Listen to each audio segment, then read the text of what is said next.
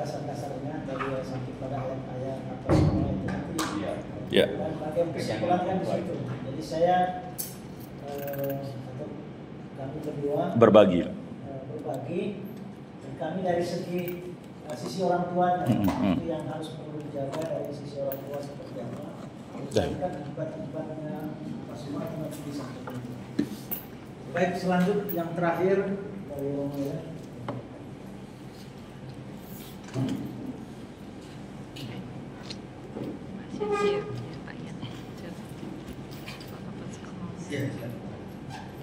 Oh iya, dia mau tugas. Ya. Beliau mau tugas. Makasih. Kami juga bisa. Yang berapa tugasnya? Kasihan Ongko kami mau resign. Terang ya Pak. GB. Oke, tadi sebenarnya saya merangkum semua yang sudah kamu sampaikan. Lalu temanya sampai itu saya guru, siapa guru dan pengajar iman keluarga. Dan kita rangkuman dari semua yang kita bicarakan. Karena ingat bahwa titik fokus kita adalah orang tua, pendidik utama, utama dan tak tergantikan kalau iman. Tadi ada 1-2 sumber yang materinya di luar dari yang iman ini, tetapi sangat mendukung untuk pertumbuhan kepribadian, sehingga itu akan membantu orang bertumbuh secara normal dan secara fisik maupun secara rohani. Nah, lalu karena kesempatan kita bertemu hanya begitu dulu, maka kita harus menggunakan kesempatan. Dalam kesempitan kita menggunakan kesempatan, maka berbagai tema kita masukkan di dalamnya. Ya, baik. Bagus, sudah disinggung dasar-dasar hukum oleh Pastor Arces dari kanon, lalu beberapa dokumen gereja. Nanti saya ambil juga beberapa poin dan dokumen gereja yang apa juga sambungan dari itu katekismus gereja Katolik yang besar yang menjadi merangkum semua ajaran gereja Katolik di dalam nomor-nomor katekismus, termasuk juga dari kanon dan seterusnya. Kemudian saya bersenang beberapa itu bahwa sudah menyentuh yang kita masukkan, dan saya harapkan sekali lagi bahwa keluarga-keluarga tolong menyampaikan contoh-contoh konkret seperti yang sudah diangkat beberapa tadi. Nah, sedapatnya juga kita jangan terlalu membuka macam bahan diskusi untuk apa, tapi yang paling utama untuk kita adalah praktek yang kita laksanakan ketika berhadapan dengan situasi ini. Lalu yang aku lakukan di keluarga seperti apa? Ya, lalu kemudian nanti yang dilakukan keluarga lain seperti apa, supaya itu menjadi bahan pembelajaran bagi beberapa. Ya, dan beberapa poin yang kita berikan luar biasa. Ya, tolong boleh kita betul disimakkan ya. Dan kekayaan lokal yang kita punya, yang tidak perlu kita belanja ke toko, sudah ada di kiri dan kanan, bukan dan belakang, tinggal ambil. Nah, jadi semua kisah itu adalah hanya mengatakan bahwa hidup rumah tangga itu indah. Indahnya hidup berkeluarga. Nah, asli begini yang sebenarnya diharapkan.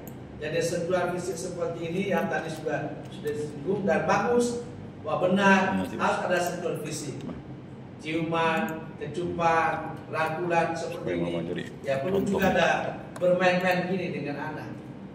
Ya, memang sih lokasi kita untuk rekreasi di sini agak banyak, agak terbatas karena di bawahnya penuh dengan air, ya kan?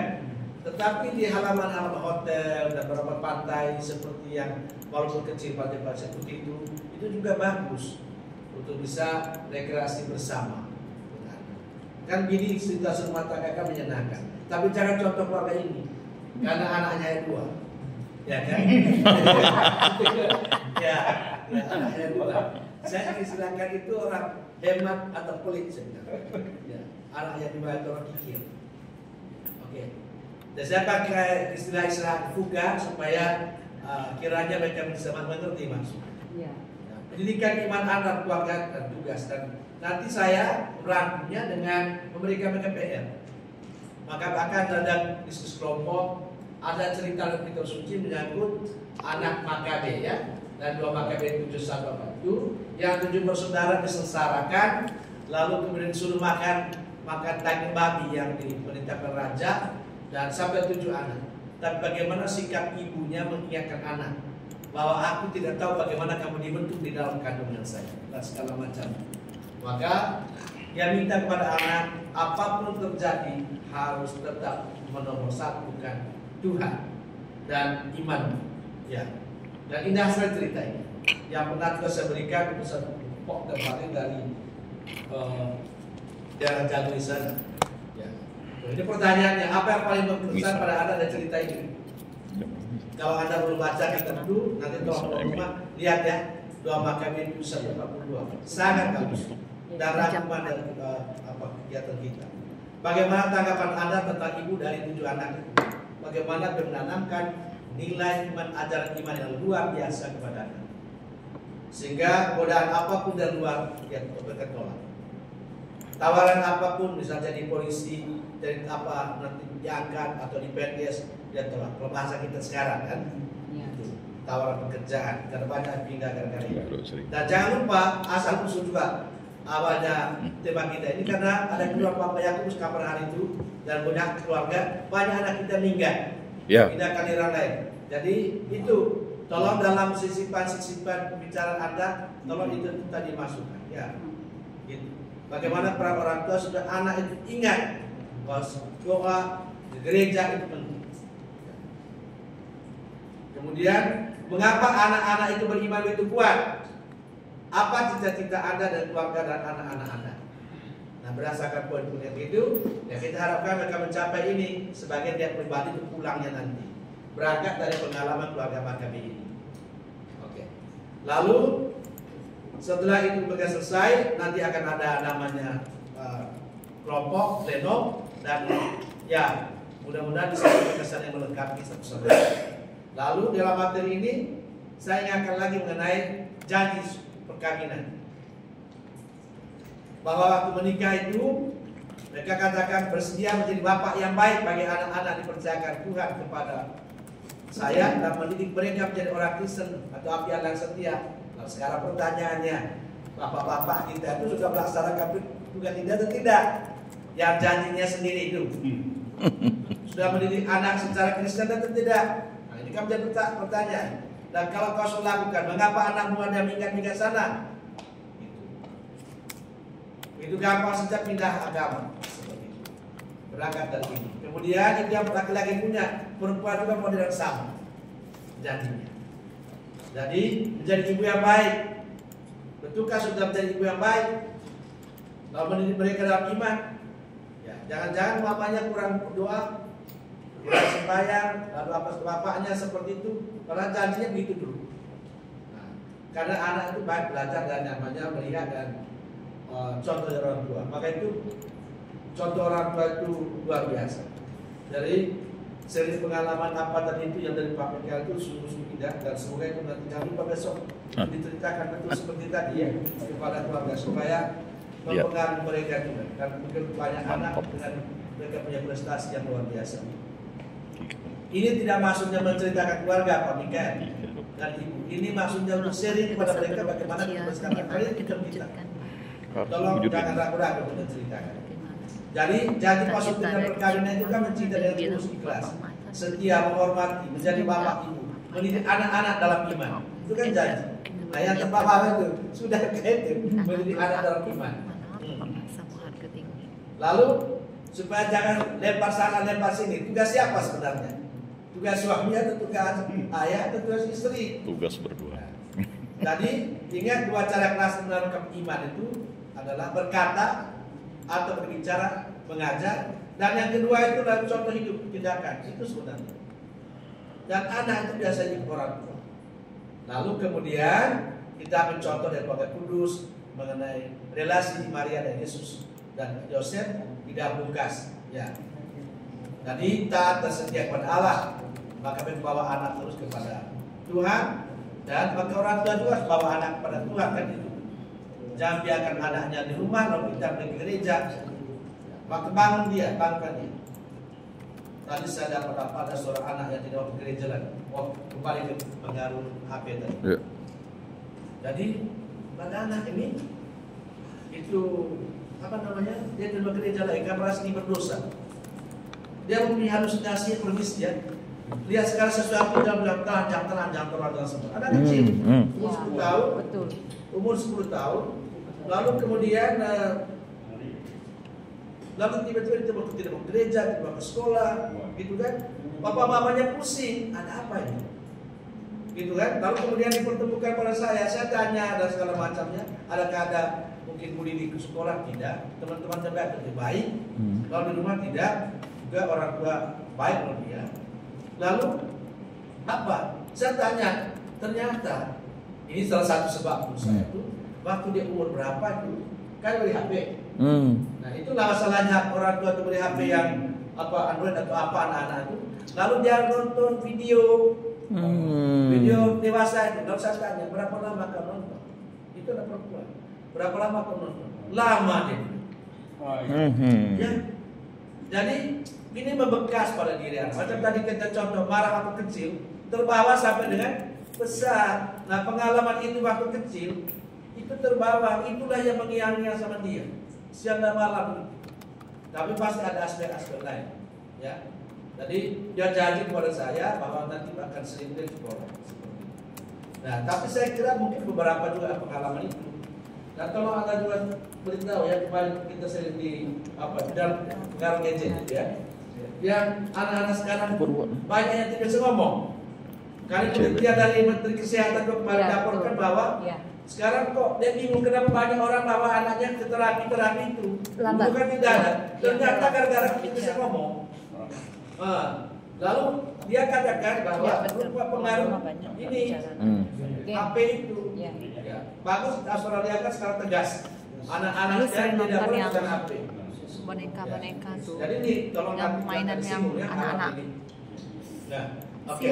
Lalu Telepati, sudah itu, nanti saya akan mulai mengenai maka yang kita tadi sudah bahas itu sudah diskusi bersama. Kali ini keluarga ini mengajarkan nilai iman kepada anaknya, yaitu agar menomorsatukan Tuhan di dalam hidup, jauh melampaui harta, kuasa dan malah nyawa itu sendiri. Dan kalau kita ingat bacaan hari ini dan minggu bahwa untuk ada berkat yang mengandalkan manusia, mengandalkan keputusan sendiri dan segala macam katanya itu akan mendapat kutuk celaka. Tetapi berbahagia mereka yang mengandalkan Tuhan dan dapat berkat. Ya bacaan hari ini dari apa itu Yeremia. Ya. Jadi tolong orang tua perhatikan ini. Kemudian jangan mementingkan harta atau kuasa. Nah, jadi jangan-jangan yang anaknya izinkan untuk minggat-minggat itu gara-gara harta dan kuasa. Orang tua izinkan gara-gara mau menantunya kan? Lupa apa? Atau memang anaknya itu sendiri mau calonnya ya. Kemarin promosi rahasia. Itu kemarin kan kami itu promosi setelah datang berkat nikah. Ini kan saya kenal keluarga ini. Jadi waktu kenal awal itu kan dokter sebelah, lalu kemudian dapat tunang pacarnya itu apa nama koddes atau apa sebenarnya pendidikan tinggi di apa sudah jabatan tinggi di Rusia mau nikahin tapi Protestan minta yang apa ini cukup itu dan sempat ngomong oleh yang bersangkutan saya bilang saya kamu setelah kamu terahiman ilahi semua kerohani Kula Rusuh sudah ikut anak-anaknya juga sudah ikut saya juga kenal sejak kecil saya bilang gitu. Lalu kemudian kerjanya bagus, dokter. Hanya gara-gara dia itu kamu relakan. Karena katanya anak pendeta, kamu anak. Kamu juga anak orang apa kamu juga orang Katolik, baik kan? Enggak dia. Begitu. Jadi kemudian ada muncul saja seri pengalaman teman. Dalam kalau kami yang jabatan itu pasti sudah punya istri. Apakah sudah cerai atau segala macam. Kalau sudah jabatan begitu. Akhirnya setelah dia lepas dan dapatlah karena orang Protestan pula sesama dokter dan jadi kardiolog. Gitu. Jadi hal-hal ini nih. Ya. Nah kalau orang tuanya tidak tegas kepada anak bisa apa itu? Jadi kita seorang tua itu besok nanti akan tegas, gitu kan? Oke. Jangan mementingkan harta kalian dan kuasa itu. Setia kepada Tuhan. Itu mata tias. Lalu sendiri dia berikan contoh, ia setia pada Tuhan mesti sampai dia hancur lancar menjawab, dia tidak takut sedikit. Orang tua yang bercontoh. Lalu dia meneguhkan anak-anaknya dan mengatakan ini, orang yang setia kepada Tuhan akan dimuliakan oleh Tuhan. Amin. Ya. Nah, lalu tugas orang tua itu tidak hanya melahirkan, dan seperti tadi sudah disinggung oleh Pak. Apa itu? Karena saya ragu dan pas cocok di sini. Ya, mengajarkan iman kepada anak, tugas keluarga itu mengajarkan doa kepada anak, kemudian keluarga adalah pewarta dan pendengar sabar, sekaligus yang tadi Pastor Bahasa singgung itu dari Paulus Sosio yang dari situ. Lalu bagaimana menumbuhkan iman dalam keluarga, ya harus doa bersama, doa pribadi pagi, siang dan malam. Kalau tidak bisa 3-4-4-nya, ambil salah satu. Nilai-nilai itu. Kemudian sediakan waktu membaca kitab suci bersama dengan keluarga. Ya, dan sekarang misalnya yang calon-calon suster itu besar wajib kami membaca kitab dari kitab Perjanjian sampai dengan Wahyu harus habis. Karena itu kan dan ada tamat Islam luar yang tidak biasa. Oke. Nah, lalu bersama-sama mengikuti pendalaman iman yang terus sudah singgung, Tuhan Rosario, lingkungan, parok.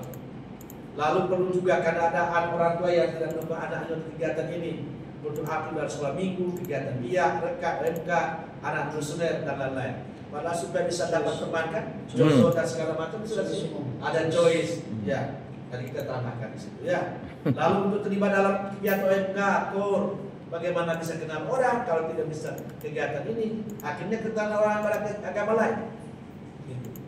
Nah, orang tua lah, lalu itu retret, rekoleksi keluarga, rusuk, ME, itu masuk di dalam apa yang kita punya di sini.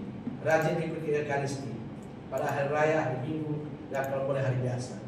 Kalau diakorkan saya sudah ingatkan. Udah, akhirnya sudah dilaksanakan juga beberapa. Jadi perlu diakor, tapi bisa setiap hari. Wajib terus. Ada yang sudah mengikutinya. Oke.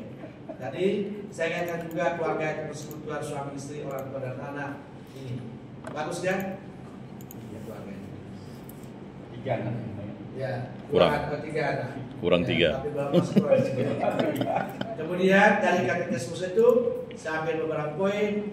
Ya, tapi ini hanya untuk mengingatkan. Saya akan baca cepat karena sudah disinggung Pastor Barces di atas dari kanon, tapi saya ambil dari katekismus dari Katolik.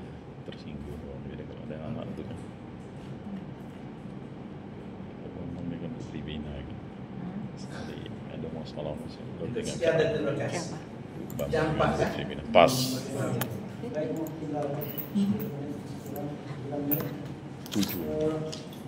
Ada sedikit yang mungkin mau kita sampaikan, yaitu berkaitan dengan apakah edaran itu perlu mengetahui musuhnya? Mas karena biar cepat. Solo semangat.